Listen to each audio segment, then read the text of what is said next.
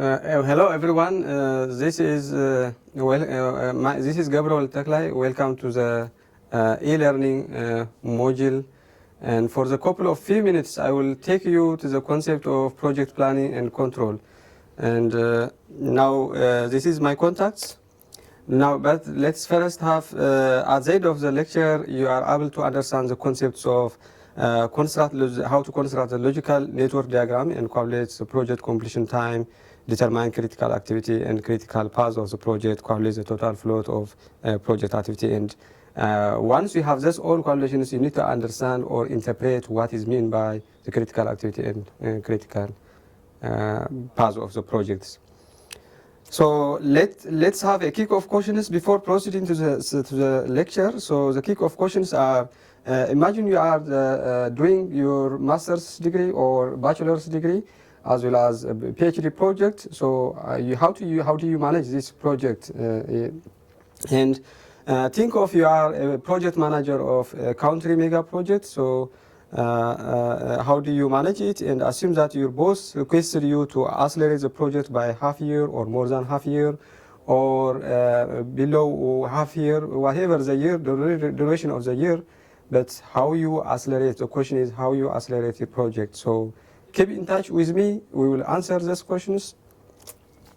So coming to the project planning and control, the calculation method, we have, let's see first the critical path method and the program. We have the two approaches, the critical path method and program evaluation and review technique. But let's see the first, let's first see a look on the critical path method, and that is we will talk about more about the part or the program evaluation and review technique. So the critical path method is the time for each activity is given and it is deterministic.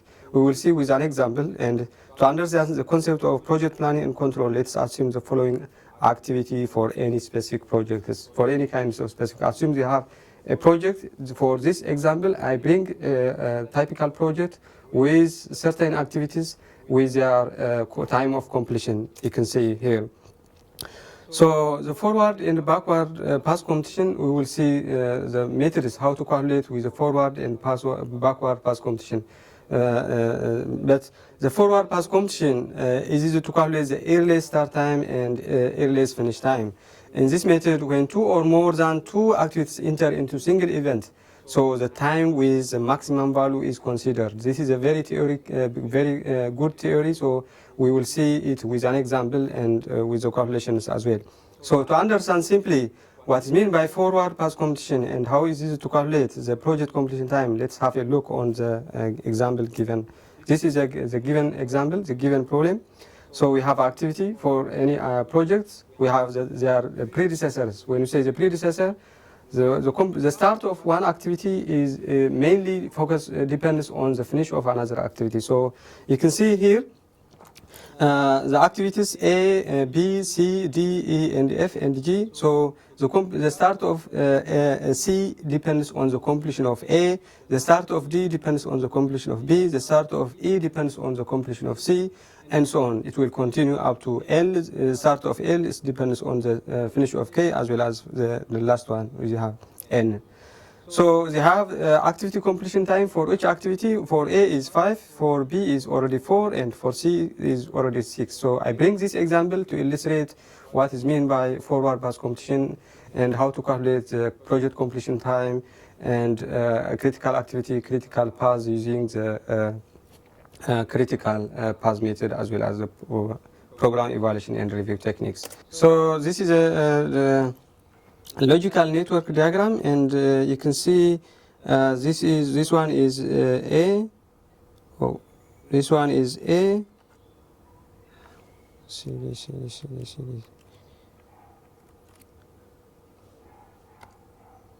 Again? You can, yeah.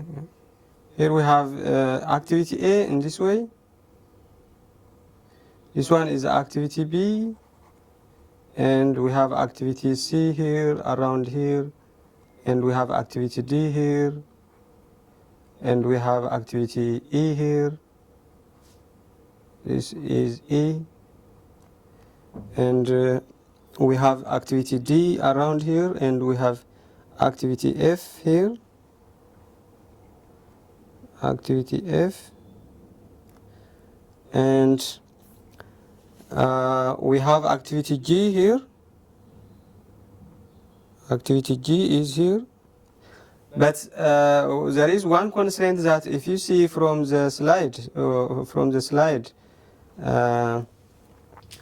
there is one constraint that activity H depends on E and D. Activity H depends on the completion of E and D, so I have to have such a relationship between activity H, where you can see activity H is around here, it is here, which is after E. So, but D has a relationship with activity H, this one, you can see, this one.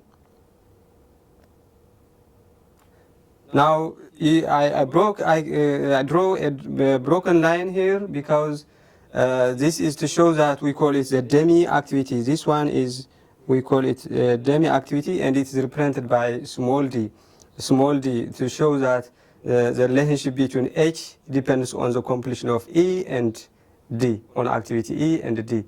This means the demi activity, let's define it. Demi activity is an activity that merely depicts the relationship between one activity and the other activity, and at the same time the demi activity does not consume any kinds of resources. That means it does not have time, it does not have any labor or resources, any resources. So that is the definitions of demi activity. So this means we have here demi activity, which is represented by broken line. Don't forget to identify from the other line and the broken line. This is represented by broken line. Now the next point after H, we have I here, around here. This one is I, activity I. And this one is activity J, of course. This one is activity J. And we have here after J, K is already started. After the completion of activity J and activity G, we have an activity K around this. And we have again, after I is completed, we have M here, around this. And after K is already completed, we have an activity L, and the final one is activity N, where N depends on the completion of M and activity L. So this is the logical network diagram. I hope you have understanding what is meant by the logical network diagram. Now let's see, once we have seen the logical network diagram, let's see the second point, that is about how to calculate the project completion times. So to do this, we have the forward pass completion method, which helps us to find only the project completion time. So we need to go to the backward pass completion to answer the questions how to determine the critical path activity, the critical activity, and the total float of each activity. So the backward pass completion, to determine the critical activity, the critical path, and total float of each activity of a project, need to apply the concept of backward pass completion. And therefore, in the case of backward pass completion, you have to mind that the time when two or more than two activities enter into a single event. So we have two time or more than two times. So at that time, the minimum time is taken into consideration. So the minimum time should be taken into consideration while you do the backward pass completion. In the case of forward pass completion, the maximum time is to be taken when two or more than two activities enter into a single event. So, but again, in the backward pass completion, you are expected to calculate the latest start time and latest finish time. Remind you, have to remember that in the forward pass completion, the time you need to calculate is the earliest start time and earliest finish time. But in this case, it is about the latest start time and latest finish time. So let's have a look on this. But first, let's calculate the project completion time. So here we have the time for each activity. The time for each activity is, let's say, around here we have, let's take to this one, where activity A has a time of 5 period. In terms of week, this one is 5. And activity B has time completion 4 period, 4 week. This is a week in terms of week. And activity C has 6 period of completion. This is a 6 here. And D is with 5 again. This one is 5. And activity E has, oh, stuck. Activity E has a completion period 6 again. Activity F is 4. We have 4 period of completion. And H is with 3 period of completion here. I is with 6. J with 6 again. And K is with a period of completion 8. 8 here. We have L 6. We have M with 9. 9 week for M to complete. We have N lastly the 4 period of weeks to complete. So this is a period for each activity to complete. Now we are going to calculate the project completion time. The project completion time, we say that is a forward pass completion, so we need to start from the start event. This is a start event. So this one is a start event, and this is an end event. You have to remember that, because the arrow shows from the start event to the end event. So when the arrow starts, we call it the start event. When the arrow ends, we call it the end event. So let's assume this period, in this time we have time here. So for my example, for this example, the time around this one is considered to be 0, because that means, or the meaning behind that is the project starts today. So we don't have time before. So let's start from here, 0. This one is 0. 0. And therefore, let's go with this path. Let's go with this path. So here, the earliest start time for A is 0.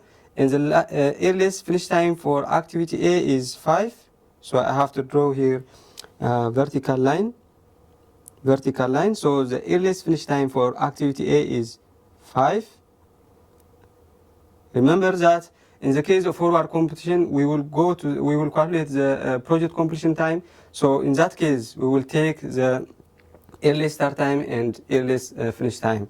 So that is why I said I'm talking about earliest start time and earliest finish time. So activity A has earliest start time of 0 period and earliest finish time of 5.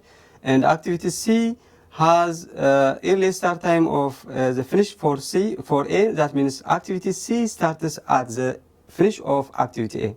So that means activity C has an earliest start time of 5 and earliest finish time of 5 plus the duration for activity C. So we have 11 here. We have here 11.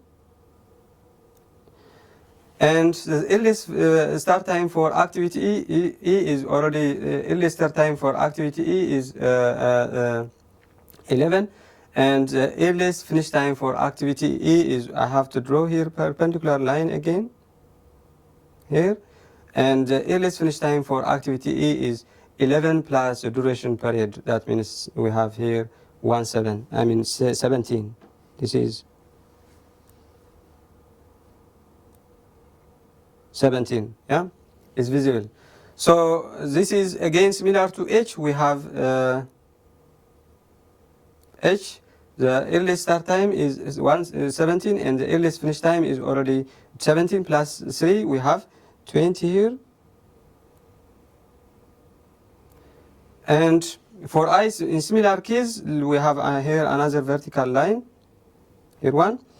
And therefore, the earliest finish time for I is again 26, that means 20 plus 6, this one. And we have here, let's stop here because I will tell you the reason why I stop here. But let's stop here and let's start with the other path. Let's go with this path. So at that time, we have here again, earliest start time for activity B is already start at 0. This one is 0. It starts today, the project starts. And earliest finish time for activity D is 0 plus 4. We have 4 here. This one. And the earliest start time for activity D is 4, and the earliest finish time for activity D is again 4 plus the duration of period of D. So we have 4 plus 5. We have 9 here. We have 9 here. And the earliest start time for activity F is 9, and the earliest finish time for activity F is 9 plus 4. We have 1 3 here, 11. 13, sorry. And for for G is already, what is the time for G? We forgetted it before.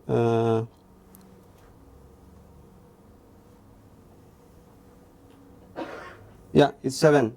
So the time for G is 7 here.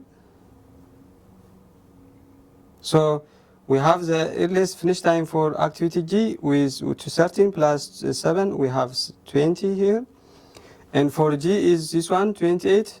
But there is another pass here again, another pass that comes from the start of activity H to the end of activity G. So we have another pass. But before writing this 20, I have to go to this pass. So until this one, I have 17. Until the end of activity E, I have 17. And when I go 17 to the activity G, we have 17 plus the duration for activity J is 23. So I have here 23. 23 in this way and 20 in the other pass. In this pass with 20, in this pass with 23. So I have to talk. We say that in the forward pass competition, when two or more than two activities enter into a single event, we need to take the maximum value of time, the maximum time. So here, when I come in this pass, we have 20. When I come in this pass, we have 23. That is 17 plus 16. 6. We have 23. So I have to take 23 rather than 20 here. So make this one 23 rather than 23. We have here 23. But this one is only for the case of forward pass competition.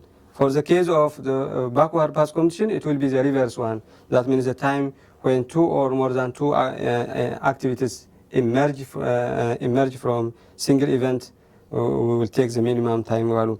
So here, let's continue again here. The earliest start time for activity K is 23, and the earliest finish time for activity K is 23 plus the duration for activity K. We have here, let's draw his vertical line.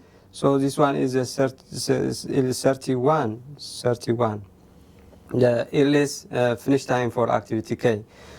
Now we have we come to the single event from this pass. We come here from this pass, and we come here from this pass, and therefore we have 26 here. 26 in the earliest start time. Earliest finish time for activity I is 26, and the earliest start time for activity M is 26, and the earliest finish time for activity M is 26 plus 9, so it will be 35. But in this case, when you go here in this pass, this one is 35. But when you go in this pass, we have 31 plus the earliest start time for activity L is 31 plus 6, so it will be what? 37. But in this pass is 35. In this pass is 37, so I have to take the maximum value because two activities are entering into a single event. So rather than 35, I will write here we have 37. 37. Oh, this one is 37. Yeah, 37. So 37 is the earliest start time for activity N, and the earliest finish time for activity N is 37 plus 4. We have 41 here.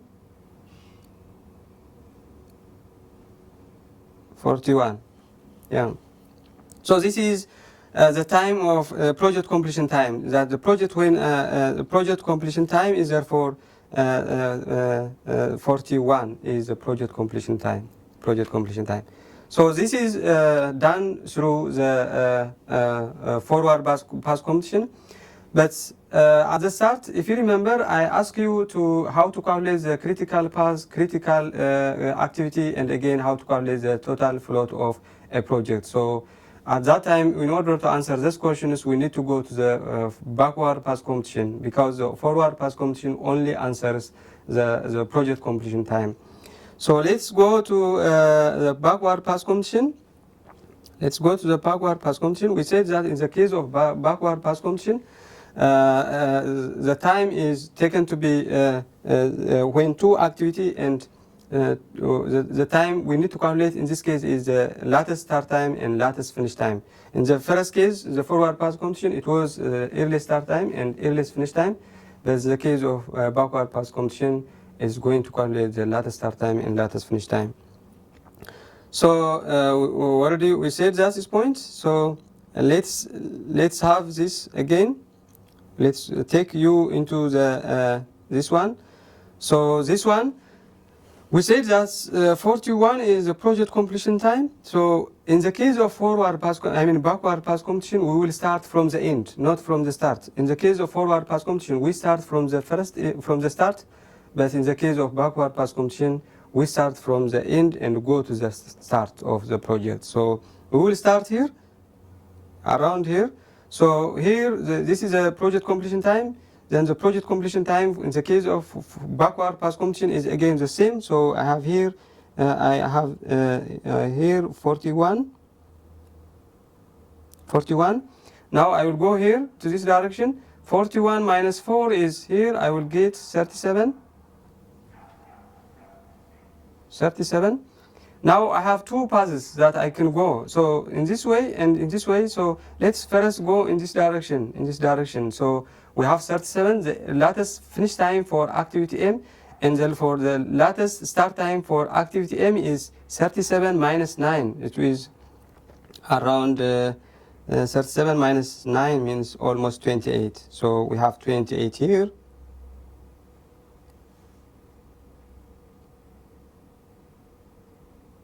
We have 28 here. Again, similar to I, we have 22 here. For this one, we have, this is 22. For this one, minus 3, we have 19 here. 19. And 6 minus 6, we have 13.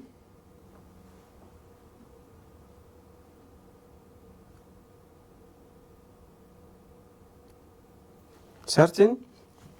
When you go to this one, we have, this one is 6, and we have 7 here. And minus 5, we have 2 here. This one is 2. Now, this is in the case of backward pass completion. We'll go backward pass completion, but let's consider that the other path, this one is another path. So let's go in this path. So we have 37 minus 6 is 31 here. I will write here 31. And minus 8 again, we have 23 in this direction. Again, we have two paths in this way, two paths. So let's go in this one path. So we have 23 minus 6, which is about 17. So around here, I write 19. So in this case, when I come in this direction, we have 19. When we come into this direction, we have 17. So don't forget, I said you in the case of backward pass completion, when two activities enter into a single event, we will take the minimum value of time. So here it is 17. In this direction, it is 19. So here, instead of 17 and 19, 11, I have to write is as 17. So let's erase this one.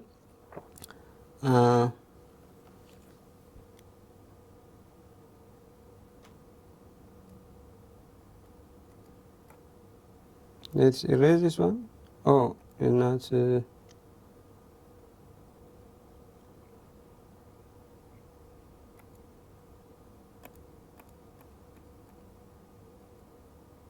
so not I have to write it as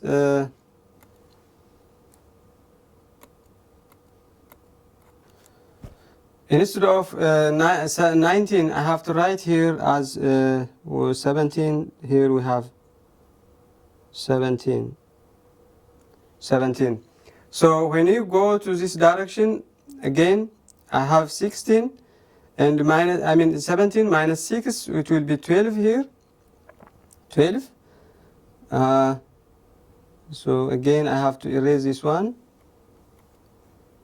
This one is not 13 because I said you if it is 17, it will be updated here. So let's take 17 minus 6 is 11. This one is 11. This one is 11 here. This one is 11.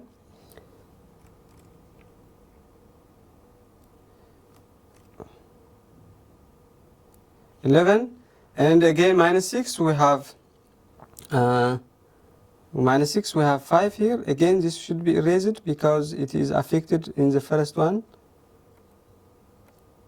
So I will take here 11 minus 6, it is 5 here. 5. And when you subtract 5 again in the backward pass competition, again this one should be erased. This one is, so take this one. So 5 minus 5 is 0 in this way. This one is 0. So I go here in this direction, which is a backward pass competition, but I have again another direction in this direction. So here we have 23. When you go minus 7, we have is almost 16. This is 16. This one is 16. When you minus subtract 4, we have 12 here. When you subtract 5, we have 7 here. And when you subtract 4, we have 3 here. We have 3 here. So we complete the the backward pass competition. So now let's see. You can see from this diagram or calculation that let's define first. We need to calculate to determine what are the critical activity and the critical paths of a project. So in order to determine the critical activity and the critical paths, let's define what is meant by critical activity and what is meant by critical path. So the critical activity is an activity with difference of the early start time and latest start time. That is the absolute value. You know that time is always positive, so we could not take a negative value. So don't forget it is an absolute value here. So the critical activity is the difference between the early start time and latest start time. So having this from the diagram, if you see the diagrams here, the latest start time, the difference means, here, if you see here, 0 minus 0 is already 0. 5 minus 5 is again 0. 11 minus 11 is again 0. And 17 minus 17 is again 0 here. We have 0 here. So let's put here 0. This one is 0. The difference here, 0. Difference here. No, this is not 0. This one is 22. This one is 2. So it is difference is here, 2. This one is 2 again. This one is 0. This one is 0. So at the top of the vertical line is the total float of each activity. This is the total float. So we have here again, this one, the difference between 31 and 31 is 0. And the difference between 23 and 23 is again 0. And the difference between 13 and 116 is again 3 here. And the difference here is again 3. And the difference here is again 3. And the difference here is again 3. So The time is the difference. The difference between the difference between the early start time and latest start time is shown in the vertical line above. So these times are the total float of each activity. These are the total float. So we say that a critical activity is an activity with total the difference between early start time and latest start time equal to 0. That gives equal to 0. So we say that here we have here 0 for instance here. This is 0. So it should be 0. The early start time minus the latest start time is equal to 0. So in that case, if you see the diagram, the network diagram, we have here 0 here, around here 0. And again here 0, we have 0. And so the difference between these are 0. So based on that, we have the critical activity of the projects are activity C, activity A, activity E, activity N, L, K, and activity H, as well as activity J are the critical activity. So I hope you understand what is meant by the critical activity. It is the difference between the early start time and latest start time. So in that case, based on that result from the network diagram, we have this 0. Again, let's go to the critical path of the project. So the critical path of the project is the longest path of the project, or we can see another definition is it is the longest path of the project, but the other definition is that the critical path of a project is a path that has the critical activities, all the critical activities, which lies on the critical activities. So if you see so the network here, this network, this network, we have 41 and 41, we have 37 and 37 here. So the difference between this and this one is are 0. And again, from 37 to this one, we have 31 and 31. The difference is again 0. So all the lines, this line, we can see this one. I will make it a double line to differentiate from the other lines, because the critical path is drawn in bold line, or it could be in double line to differentiate from the other lines. But I forget it at first, the network diagram, we have the critical, demi activity here from this one to this one, because the demi activity does not affect the completion time. We have another demi activity. Let's assume this one is demi 2 and this one is demi activity 1. So let's complete that one. So let's continue on the critical activity, critical path. We have here another path, this path.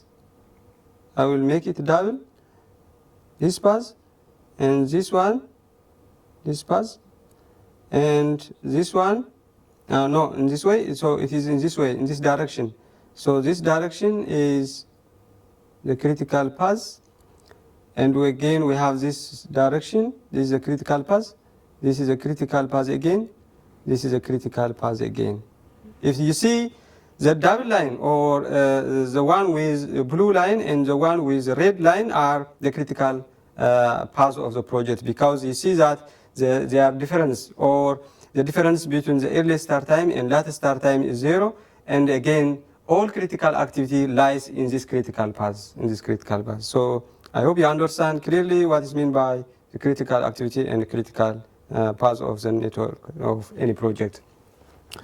So let's go, we have done this backward path computation, and what is the interpretation? We have all calculations, we have calculated the critical activity, we calculate the critical path, we know the project completion time, 41. Now, what is the interpretation behind this calculation is a very important question. So the interpretation behind this calculation is, assume that your boss requested you to accelerate your project by half year or whatever the period of year. So you have the project completion time equal to 41, and therefore you need to accelerate your project. Let's say why 41? You can accelerate your project to 40 weeks or 38 weeks or whatever weeks below 41. So at that time, you will give more emphasis to the critical activities of the project. You will give more cost, you will have more labor, or you will give more time for that activities, for the critical activities, so that you can accelerate your projects by half year or whatever you want to accelerate. Now this is all about the critical path method. The critical path method, we have seen the critical path method. Now let's see the program evaluation and review technique is the other approach that can again use it to calculate the critical activities, the critical path, as well as the project completion of an activity of a project. So the program evaluation and review technique is almost the same with the critical path of method, with the critical path method, but the only difference in this case, the time in the case of critical path method is already given and it is deterministic, whereas when it comes to the program evaluation and review technique, the time is probabilistic and we need to have 3 times. The 3 times are the program evaluation and review technique. We have 3 times. 3 given times. One is the optimistic time, the other is the pessimistic time, and the third one is the most likely time. So we have the formula for that one. The formula for this is calculated as in such a way. This is the formula to calculate the critical path and critical, the program evaluation and review technique. So let's do this one.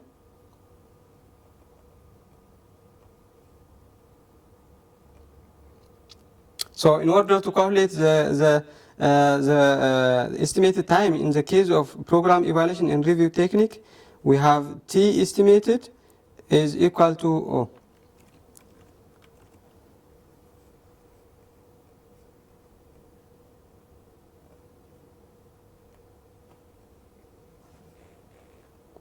Sorry, let's wait me a little time.